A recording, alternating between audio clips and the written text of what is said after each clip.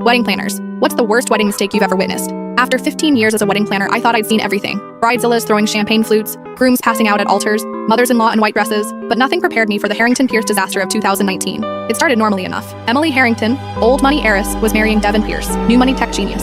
$20,000 flower arrangements, custom Vera wand, six-figure reception at the Botanical Gardens with a guest list of 300 elite, my biggest commission ever. 2 weeks before the wedding, Emily's mother Helena cornered me at the final venue walkthrough. I need to talk to you about the seating chart, she whispered, glancing around to ensure Emily wasn't nearby. I nodded professionally. Seating chart changes were standard last-minute panic. My husband's mistress needs to be seated at table 11. I blinked, certain I'd misheard. His what? Helena sighed like I was being deliberately obtuse. Richard's girlfriend, Tara. 25, blonde, legs for days. She rolled her eyes. She's been with him for 3 years, longer than most of his affairs. And Emily knows about this? I asked carefully. Of course not, Helena snapped. And she won't know. But Tara will be there because Richard's paying for this circus, and what Richard wants, Richard gets. I'd navigated awkward family dynamics before, but this was next level. Mrs. Harrington, I don't think— Table 11, she repeated firmly. With Richard's college friends. They'll keep her occupied and away from the family photos. The next day, I received another call. This one from Richard Harrington himself. My wife mentioned she spoke with you about Tara, he said without preamble. Yes, sir. She suggested table 11. There was a beat of silence. That won't work. Helena's sister will be at 11, and she's met Tara at my company Christmas party. Put her at table 4. My stomach dropped.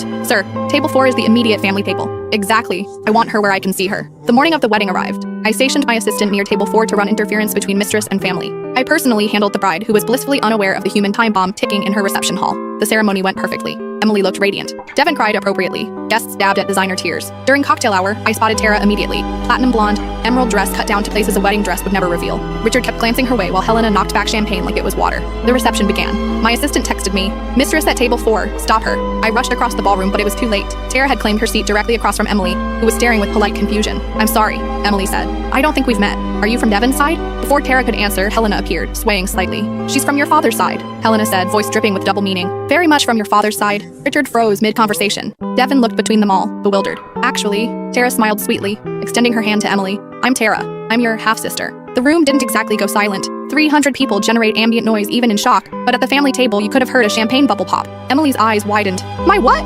Richard stood abruptly. "Tara, that's enough." "No, I don't think it is," Tara continued, still smiling at Emily. "Your dad's been promising to tell you about me for 3 years. Seems like a family occasion is the perfect time." Helena laughed, a horrible broken sound. "Family occasion! That's rich, considering you've been sleeping with my husband since you were 22. Emily's face drained of color. "Dad, is this true?" That's when Devin's mother, apparently unable to read the room, announced it was time for the father-daughter dance. Emily stood, champagne glass in hand. The room quieted, expecting a toast. Instead, she poured it directly onto her father's head. "Dance with that," she said calmly, then turned to Devin. "Honeymoon starts now. Let's go." She grabbed her new husband's hand and marched out, wedding dress train sweeping behind her like a queen's robe. I found out later they took his private jet straight to Bali, sent her parents the bill for the reception, and didn't speak to either of them for 2 years.